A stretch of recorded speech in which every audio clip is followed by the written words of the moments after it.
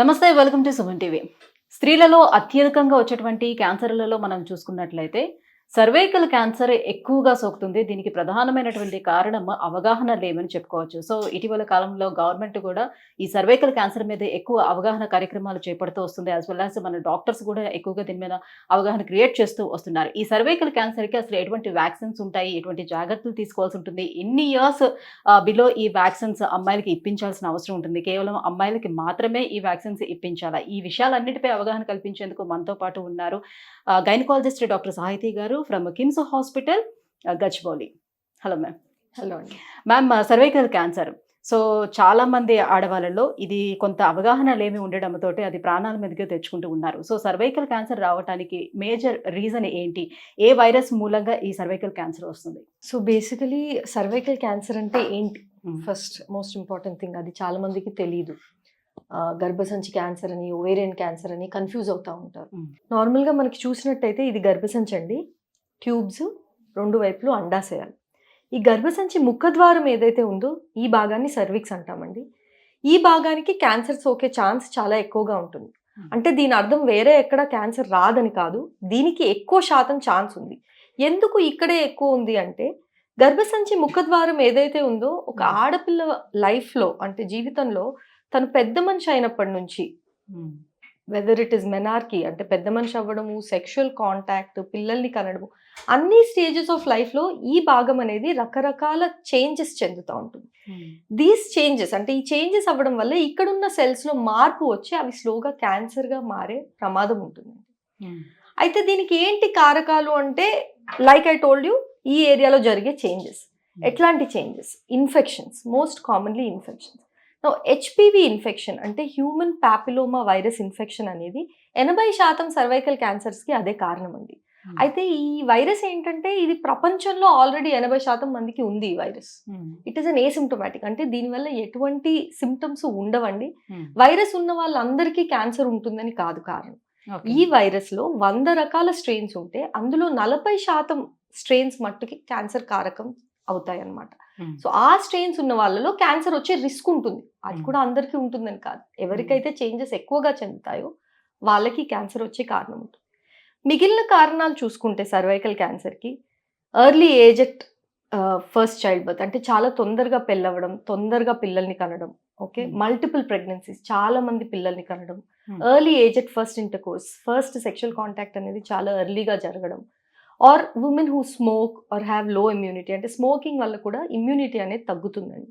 And in general ఇంకేదైనా infections వల్ల immunity తక్కువ ఉన్నా, లేదంటే ఫ్యామిలీలో క్యాన్సర్ హిస్టరీ ఉన్నా, ఈ కారణాలు ఉన్న వాళ్ళందరికీ సర్వైకల్ క్యాన్సర్ వచ్చే ఛాన్స్ కొంచెం ఎక్కువగా ఉంటుంది. ఓకే. అయితే దీంతో ఏంటంటే క్యాన్సర్ ఒక రోజులో వచ్చేది కాదండి. It takes about 10 years for this cancer to develop. And this is where women can get screening అనే టెస్ట్లు ఉన్నాయి. మనం ఏవైతే రెగ్యులర్గా హెల్త్ చెక్ చేయించుకుంటారో అందులో ప్యాప్స్మియర్ అనే టెస్ట్ ఉంటుందండి. ఈ టెస్ట్ ఎవరైతే రెగ్యులర్గా చేయించుకుంటారో క్యాన్సర్ రాకముందే క్యాన్సర్ మార్పులు అనేవి అందులో కనిపెట్టగలుగుతాం. అంటే ఇప్పుడు ఫస్ట్ అండ్ సెకండ్ స్టేజ్లో కనుక ఒకవేళ సర్వైకల్ క్యాన్సర్ని ఐడెంటిఫై చేస్తే సో ఈజీగా దాన్ని ట్రీట్ చేయొచ్చు అని చెప్తారు. సో ఆ ఫస్ట్ అండ్ సెకండ్ స్టేజ్లోనే దాన్ని ఐడెంటిఫై చేయడానికి సాధ్యం అవుతుందా? ఓకే, సో బేసికలీ నేను ఇప్పుడు మీకు ఒక టెస్ట్ గురించి చెప్పాను కదండి, ప్యాప్స్మియర్ అని. చిన్న టెస్ట్ అండి, ఓపీలో 5 నిమిషాలు టైం పడుతుంది, అసలు నొప్పి కూడా ఉండదు. జస్ట్ ఇంటర్నల్ చెక్ చేసి ఇక్కడున్న సెల్స్ని ఒక చిన్న కాటన్, మన ఇయర్ బడ్ ఉంటుంది కదా, అలాంటి కాటన్ స్వాబ్తో జస్ట్ టెస్టింగ్కి పంపిస్తాం ఇక్కడ సెల్స్. అది మైక్రోస్కోప్లో చూసి రిపోర్ట్ వస్తుందండి. సో ఈ రిపోర్ట్ ఏమని రావచ్చు?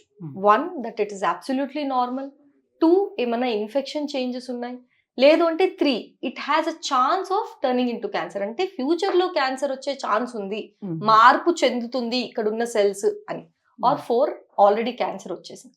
ఇప్పుడు ఈ మార్పు చెందుతుంది అనే దాంట్లో కూడా రకరకాలు ఉంటాయండి. మైల్డ్, మోడరేట్, సివియర్ అంటే just starting stage, or it is already in the process, or it has completely developed.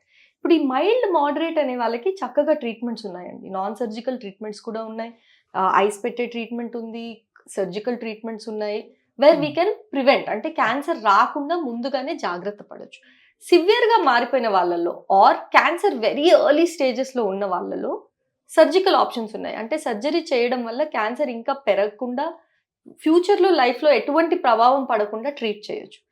Unfortunately ఇండియాలో సిచ్యువేషన్ ఎట్లా ఉంటుందంటే అండి, ఈ క్యాన్సర్ మొత్తంగా పేరుకుపోయి సిమ్టమ్స్ ఫుల్గా డెవలప్ అయ్యి మన దగ్గరికి హాస్పిటల్కి వచ్చే వరకే it is already in stage 3 or stage 4, where the chances of complete cure is very less. అలాంటి వాళ్ళకి surgery plus chemotherapy plus radiotherapy ఇచ్చినా కానీ their survival rate is very poor.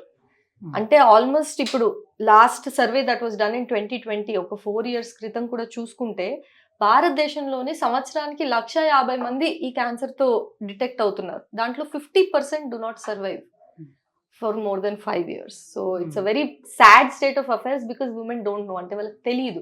చాలా మంది ఎందుకమ్మా ఇంత లేట్ చేశారంటే దీనికి టెస్ట్ చేయించుకోవచ్చు అని కూడా మాకు అంటే దానికి సిమ్టమ్స్ ఏమి కనిపించవంటారా? అంటే సిమ్టమ్స్ ఉంటాయండి, కానీ సిమ్టమ్స్ చాలా లేట్ స్టేజెస్ లో వస్తాయి once it is completely ఫ్లేడ్ up. అంటే ఏం సిమ్టమ్స్ ఉంటాయి అంటే అబ్నార్మల్ బ్లీడింగ్, కంటిన్యూస్ గా రోజు బ్లీడింగ్ కనిపించడం, లేదంటే తెల్ల బట్టతో పాటు నలుపు బ్రౌన్ డిశ్చార్జ్ కనిపించడము, స్మెల్లీ డిశ్చార్జ్ ఉండడము, లేదంటే భార్యాభర్తలు కలిసిన తర్వాత బ్లీడింగ్ కనిపించడము, హెవీ బ్లీడింగ్ ఉండడము.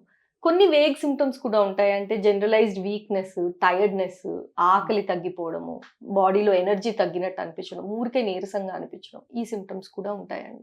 ఒకవేళ మ్యామ్ ఫస్ట్ సెకండ్ స్టేజ్ లో ఒకవేళ ఐడెంటిఫై చేసి సర్జరీ చేసి క్యాన్సర్ కంటిని ఒకవేళ తీసేసిన తర్వాత కూడా వాళ్ళ సెక్షువల్ లైఫ్ తర్వాత బాగానే ఉంటుందా? దే విల్ నాట్ హ్యావ్ ఎటువంటి ప్రభావం ఉండదండి సెక్షువల్ లైఫ్ పైన. దాని తర్వాత they will not have any disturbances. కాకపోతే దాని తర్వాత కూడా once in 6 months they have to get checked అండి. వన్స్ ఇన్ 6 months రొటీన్ గా కొన్ని టెస్ట్లు ఉంటాయి, సెట్ ఆఫ్ టెస్ట్, అవి చేయించుకుంటా ఉండాలి సో దట్ ఫర్దర్ గా ఇంకా ఏమీ ప్రాబ్లం అవ్వకుండా ఉండడానికి. రైట్. సో జనరల్ గా నార్మల్ గా పాప్స్మియర్ టెస్ట్ అనేది ఎన్ని ఇయర్స్ కి ఒకసారి చేయించుకుంటూ ఉండాలి? ఐడియలీ సెక్షువల్లీ యాక్టివ్ గా ఉన్న అందరూ వన్స్ ఇన్ 3 years కంపల్సరీ చేయించుకోవాలి. 3 years కి ఒకసారి. By guide lines after the age of 35 everybody has to get it done once in 3 years. 65 years వరకు, అంటే 35 ఏళ్ల నుంచి 65 ఏళ్ల వరకు ప్రతి 3 సంవత్సరాలకు ఒకసారి కంపల్సరీ టెస్ట్ చేయించుకోవాలండి. ఓకే. సో ఇప్పుడు గవర్నమెంట్ కూడా సో అనౌన్స్ చేస్తూ వస్తుంది. సో ఆడపిల్లలందరికీ కూడా వ్యాక్సిన్స్ ఇప్పించండి అని అంటున్నారు. 9 to 14 years మధ్యలో ఉన్నటువంటి ఆడపిల్లలకి ఇప్పించమంటున్నారు వ్యాక్సిన్స్. సో అబోవ్ 14 years వాళ్ళు వేయించుకున్నా కూడా పెద్దగా రిజల్ట్ ఏమి ఉండదంటారా? సో ఇదేంటంటే అండి, వ్యాక్సిన్ దేనికి ఇస్తున్నాం మనము? హెచ్పివి ఇన్ఫెక్షన్ కి ఇస్తున్నాం. మనం ఆల్రెడీ మాట్లాడుకున్నాము 80% క్యాన్సర్స్ వైరస్ వల్లే వస్తున్నాయని. సో వ్యాక్సిన్ ఏంటంటే ఈ వైరస్ ఇన్ఫెక్షన్ ని స్ప్రెడ్ అవ్వకుండా హెల్ప్ చేసే వ్యాక్సిన్, దాన్నే హెచ్పివి వ్యాక్సిన్ అంటాం.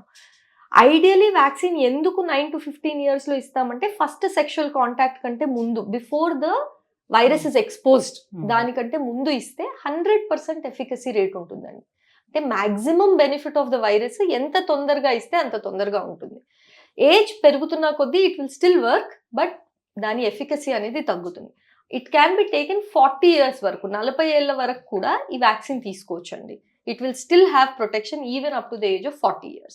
అయితే 9 నుంచి 15 ఏళ్ల మధ్యలో అబ్బాయిలకి అమ్మాయిలకి ఇద్దరికి ఇవ్వాలండి ఈ వ్యాక్సిన్. అమ్మాయిలకే కదా సర్వైకల్ క్యాన్సర్ వచ్చేది, అబ్బాయిలకి ఎందుకు ఇవ్వాలి అని మీరు అడగొచ్చు. అబ్బాయిలకి ఎందుకు అంటే ఈ క్యాన్సర్తో ఈ వ్యాక్సిన్తో సర్వైకల్ క్యాన్సర్ ఒకటే కాకుండా anal cancer, penile cancer, oropharyngeal cancer అంటే ముఖం, నోటికి ఇంకా ఈసోఫిగస్ కి వచ్చే క్యాన్సర్, ప్లస్ అమ్మాయిల్లో వజైనల్ వల్వల్ క్యాన్సర్స్, ప్లస్ కొన్ని ఇన్ఫెక్షన్స్ జెనైటల్ వాట్స్ అంటారు, అలాంటివి రాకుండా కూడా ప్రివెంట్ చేస్తుంది. అందుకే అబ్బాయిలకి అమ్మాయిలకి ఇద్దరికి ఇవ్వాలి. Ideally between the ages of 9 to 14 years. So అదే అందరికీ ఉండే డౌట్ ఏంటంటే కేవలం ఇన్ఫెక్షన్ అనేది, ఈ వైరస్ అనేది వెజైనా నుంచి మాత్రమే ఇది ఒకరి నుంచి ఒకరికి సోకుతుందా? ఓరల్ సెక్స్ చేసినా కూడా ఇట్ కెన్ స్టిల్ స్ప్రెడ్ అండి. It can still spread. HPV related disease అంటామండి. హెచ్పివి వైరస్ వల్ల వచ్చే ఇన్ఫెక్షన్ ఏదైతే ఉందో it can spread in all these areas. It can cause cancer. ఓరోఫెరింజల్, anal, vulval, vaginal, penile and cervical. So ఈ 6 types of cancers నుంచి the vaccine will give protection. అందుకే అబ్బాయిల్లో అమ్మాయిల్లో ఇద్దరికి ఇవ్వాలి. ఒకటి ఏంటంటే 15 ఏళ్ల వయసు దాటిపోతే డోస్ అనేది మారుతుంది, 3 డోసులు ఇవ్వాల్సి ఉంటుంది. చిన్న వయసులో అంటే 9 నుంచి 15 ఏళ్ల వయసులో ఇస్తే 2 డోసులు సరిపోతుంది. ఒక డోస్ ఇచ్చి 6 నెలల వ్యవధిలో ఇంకొక డోస్ ఇవ్వాలి. అదే 15 ఏళ్ళు దాటితే 0 డోస్ ఇచ్చి 2 నెలల తర్వాత ఒకటి, మళ్ళీ 6 నెలల తర్వాత ఒకటి, మొత్తంగా 3 డోసులు తీసుకోవాల్సి ఉంటుంది. ఓకే. సో ఈ వ్యాక్సిన్స్ కూడా ఎక్కడ అవైలబుల్ ఉంటుంది? అండ్ అబ్బాయిలకి అది లైసెన్స్ లేదు, ఇవ్వట్లేదు అని చెప్పేసి చెప్తున్నారంట. సో హాస్పిటల్స్‌కి వెళ్ళేటప్పుడు.